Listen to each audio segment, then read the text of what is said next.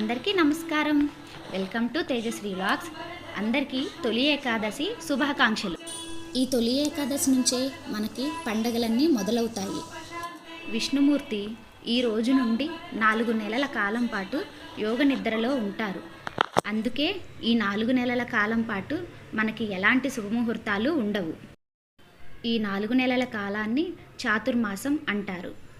మళ్ళీ కార్తీక శుద్ధ ఏకాదశి రోజు స్వామివారి యోగ నిద్ర అయిపోతుంది. విష్ణుమూర్తి పూజలో తులసికి ఎంతో ప్రత్యేకత ఉంది. ఈ పండుగ రోజున తులసిని ప్రత్యేకంగా పూజిస్తారు. ఈ పండుగ కోసం నేను కొన్ని పనులు ముందు రోజు నైటే పూర్తి చేశాను. చూడండి, ఉర్లిని ఇలా డెకరేట్ చేస్తే ఎంత ప్రశాంతంగా ఉందో. ఇక్కడ చూసారా మా శ్రిత ఏం చేస్తుందో? నేను క్లీన్ చేసుకుంటున్నాను. తను వచ్చి, అమ్మ నేను క్లీన్ చేస్తాను గుమ్మాన్ని, ఈలోపు నువ్వు వేరే పని ఏదైనా ఉంటే చూసుకో అన్నది. అందుకే వదిలేశాను. ఇక్కడ నేను పూజా సామాగ్రి అంతా నీట్గా క్లీన్ చేసి అక్కడ పెట్టాను. అవి కొంచెం వెట్టుగా ఉన్నాయి. తను తుడుస్తూ ఉంది. పిల్లలకి ఇలాంటి చిన్న చిన్న పనులు మనం చెప్తూ ఉండాలి, వాళ్ళకి అలవాటు చేస్తూ ఉండాలి. వాళ్ళకి అప్పుడు టైం మేనేజ్మెంట్ కూడా తెలుస్తుంది. ప్రతి పనిని వాళ్ళు రెస్పాన్సిబుల్గా ఫీల్ అవుతారు. ఇలా చిన్న చిన్న పనులు ఏమైనా ఉంటే తను నేను చేస్తానమ్మా అంటుంది. అప్పుడు నేను చేయమనే చెప్తాను. ఎక్కడికైనా వెకేషన్కి వెళ్ళేటప్పుడు కానీ వచ్చేటప్పుడు కానీ తన బ్యాగ్ తనే సర్దేసుకుంటుంది. ఇక్కడ చూడండి తను ఏం చేస్తుందో. కడిగిన పూజా సామాగ్రికి బొట్లు కూడా తనే పెడతాను అన్నది.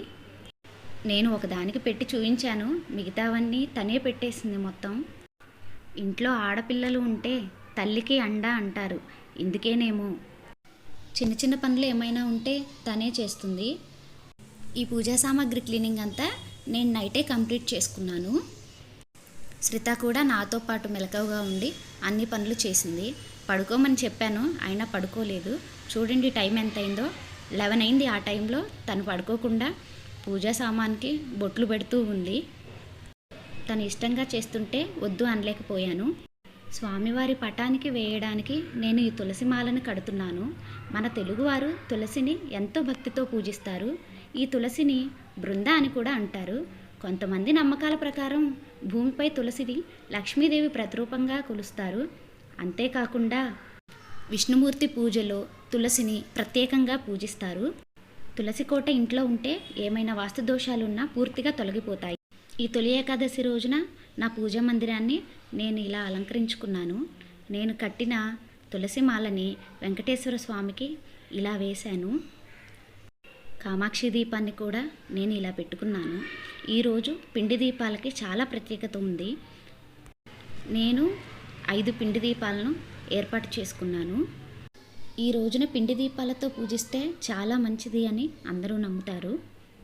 పూజలో అందరూ విష్ణు సహస్రనామ పారాయణ చేయాలని పెద్దలు చెబుతూ ఉంటారు.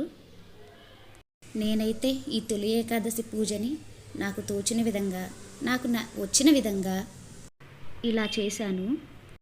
పూజలో విష్ణు సహస్రనామ పారాయణను కూడా నేను పూర్తి చేశాను. నైవేద్యంగా పేలాల పిండిని వాడుతారు.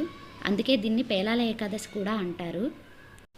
ఈరోజు పూజని నేను మా వారు ఇద్దరం కలిసి చేశాము.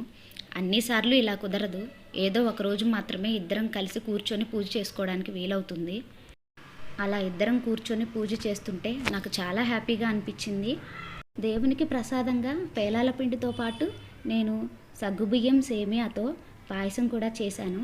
దానిని కూడా నేను నైవేద్యంగా దేవుడికి సమర్పించాను. శ్రీయకాంతాయ కళ్యాణ నిధయే నిధయేర్థినాం శ్రీ వెంకట నివాసాయ శ్రీనివాసాయ మంగళం. లక్ష్మీ సవిభ్రమాలోక సభ్రూ విభ్రమ చక్షుషే చక్షుషే సర్వలోకానాం వెంకటేశాయ మంగళం. శ్రీ వెంకటాద్రి శృంగాగ్ర మంగళాభరణాంగ్రయే మంగళానాం నివాసాయ శ్రీనివాసాయ మంగళం. సర్వావయ సౌందర్య సంపద సర్వచేతసాం సదా సమ్మోహనాయాస్తా వెంకటేశాయ మంగళం.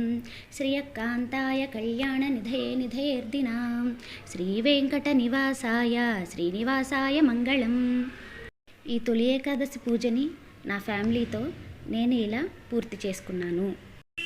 నా ఈ పూజా బ్లాగ్ మీకు నచ్చితే లైక్ చేయండి, షేర్ చేయండి. తప్పకుండా మా ఛానల్ని సబ్స్క్రైబ్ చేసుకోండి. మరో మంచి వీడియోతో మళ్ళీ కలుద్దాం. అంతవరకు బాయ్.